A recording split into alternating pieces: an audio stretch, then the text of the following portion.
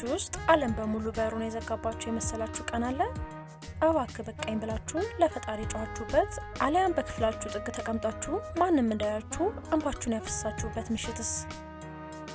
ዛሬ እዚህ የተገኛችሁት ያቅቶኛል የሚለው የውስጥ ድካም ከአቅማችሁ በላይ ሆኖ ስለተጫናችሁ እንደሆነ አውቃለሁ።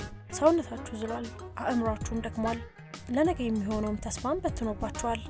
ነገር ግን ወደዚህ ቪዲዮ የመጣችሁት በአጋጣሚ ይመስላችኋል። አይደለም።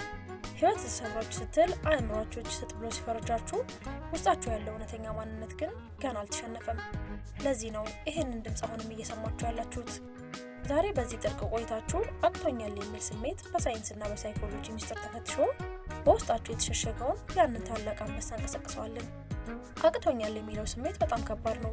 ጠዋት ከአልጋ ለመነሳት አቅም ሲያጡ፣ ለነገ የሚሆን ተስፋ ሲጠፋና የለፋችሁበት ነገር ሁሉ ፍሬ አልባ ሆኖ ሲታያችሁ ዓለም በሙሉ በእናንተ ላይ የተዘጋባችሁ ይመስላችኋል። ነገር ግን ሳይኮሎጂና የሰው ልጅ አእምሮ ጥናት አንድ አስገራሚ ሚስጥርን ይነግረናል። ይህ አሁን እየተሰማችሁ ያለው የመጨረሻ የድካም ጥግ በእርግጥም የፍጻሜያችሁ ምልክት ሳይሆን አዲሱ ማንነታችሁ ለመወለድ እያደረገ ያለው ትግል ነው። ዛሬ በዚህ ቪዲዮ ቆይታችን አቅቶኛል የሚለውን ስሜት በሳይንስና በባህሪ ጥናት ወይም ቢሄቪየራል ሳይንስና በሰው ልጅ ተፈጥሮ በጥልቀት እንመረምራለን። ይህንን ቪዲዮ እስከ መጨረሻ ተከታተሉት። በውስጣችሁ ተኝቶ የነበረውን ያንን ታላቅ ጥንካሬ ሲቀሰቀስ ይሰማችኋል። ይህ ቪዲዮ ተራ ማበረታቻ አይደለም፣ ከወደቃችሁበት ጨለማ የምትነቁበት የብርሃን ካርታ ነው። በጥልቀት ተንፍሱ። የድሮውን ስብራት እዚህ ጋር ትታችሁ ወደ አዲሱ ጥንካሬያችሁ አብረን እንሻገር።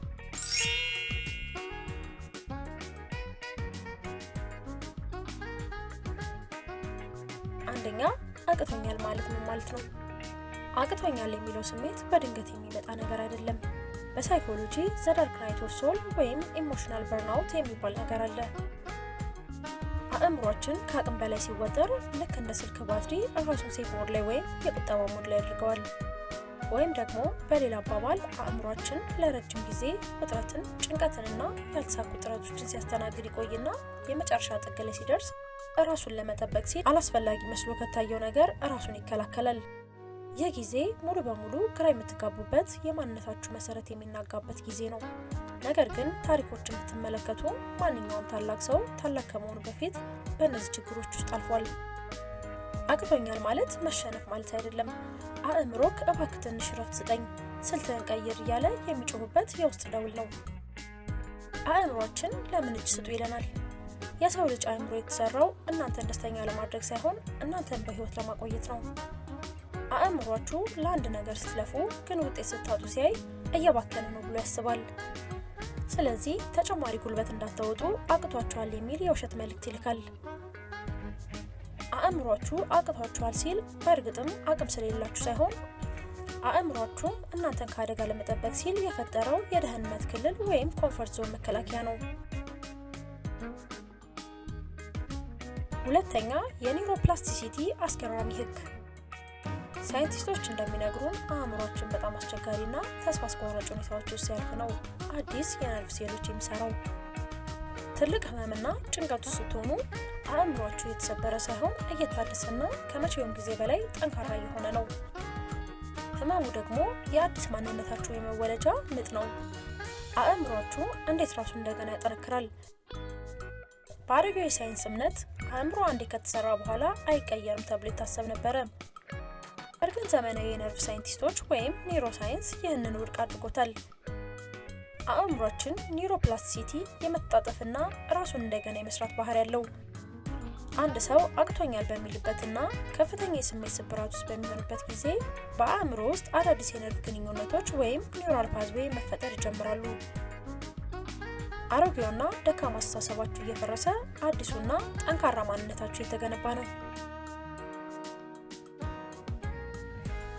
ሶስተኛ፣ የውሸት ድካም። በስፖርት ሳይኮሎጂ ውስጥ አንድ አስገራሚ ጥናት አለ። አንድ አትሌት እየሮጠ በቃኝ፣ ከዚህ በኋላ አንድ እርምጃ መራመድ አልችልም፣ አቅቶኛል ብሎ መሬት ላይ ሲወርቅ የሳይንስ ሊቃውንት የጡንቻውን አቅም ይለኩታል።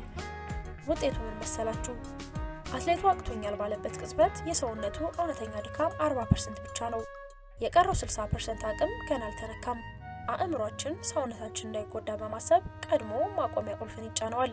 አቅቶኛል ብላችሁ ስታስቡ ገና ያልተጠቀማችሁበት 60% የተደበቀ አቅም በውስጣችሁ አለ።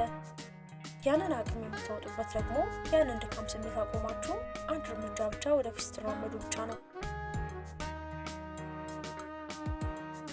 አራተኛ ራሳችሁን ከሌሎች ጋር የማወዳደር በሽታ። ብዙ ጊዜ አቅቶኛል የሚል ስሜት የሚመጣው ከራሳችን ድካም ሳይሆን ከሌሎች ስኬት ከራሳችን ጅማሮ ጋር ስናወዳድር ነው። በማህበራዊ ሚዲያ የምታዩት የሰዎች ህይወት የተስተካከለው ክፍል ብቻ ነው።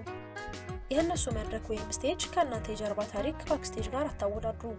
የእናንተ ጉዞ የራሱ የሆነ ጊዜና ውበት አለው። አምስተኛ ከአቅም ማጣት የመውጫ ስልቶች። አሁን ካላችሁበት ተስፋ መቁረጡ ስለመውጣት እነዚህን 4 የሳይኮሎጂካል መፍትሄዎች በህይወታችሁ ተግባራዊ አድርጉ። አንደኛ እይታ መቀየር ወይም ኮንጁጌቲቭ ሪፍሬሚንግ። ቃላቶቻችሁን ቀይሩ። ሁሉም ነገር አበቃለት አቅቶኛል ከማለት ይልቅ አሁንም አእምሮዬ እያረፈ ነው፣ ስልቴን የሚቀይርበት ጊዜ ነው በሉ። እውነታውን መለወጥ ባትችሉም ለእውነታው የምትሰጡትን ትርጉም መለወጥ ትችላላችሁ። ሁለተኛ ጥቃቅን ድሎችን ማክበር ወይም ማይክሮዊንስ። ትልቁን ግብ ለጊዜው ያቆዩት። ዛሬ ጠዋት ካልጋችሁ በሰላም ማንቃታችሁ በራሱ ድል ነው። አንድ ብርጭቆ ውሃ መጠጣታችሁም ድል ነው። አእምሯችሁን ማሸነፍ ምን እንደሚመስል እንደገና እንዲለምድና ጥቃቅን ስራዎችን በተሳካ ሁኔታ መስራት ጀምሩ።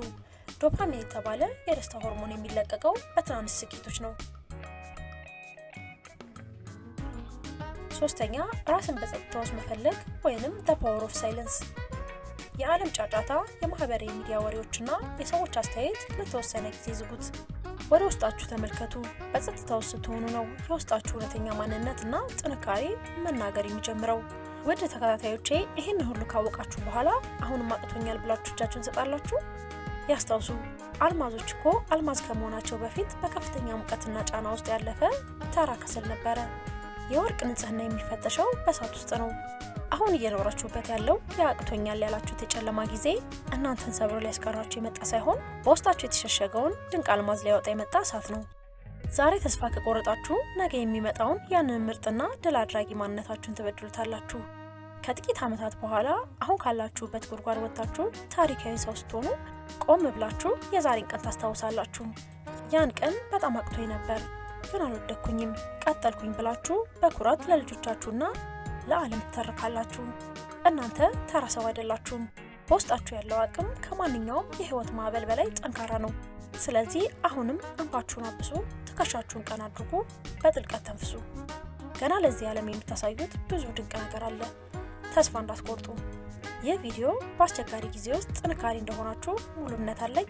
ለምትወዷቸውና ተስፋ ለቆረጡ ወዳጆቻችሁ ሼር በማድረግ የብርሃን ምንጭ ሁኑላቸው። ሰብስክራይብ በማድረግም የዚህ ታላቅ ቤተሰብ አባል መሆን አትዘንጉ። በሚቀጥለው ጥልቅና አስተማሪ ህይወት መሪ በሚል የሳይኮሎጂ ትምህርት እስከምንገናኝ ጥንካሬያችሁ፣ ተስፋችሁና የውስጥ ብርሃናችሁ መቼ ማይጥፋ። ሰላም ቆዩልኝ።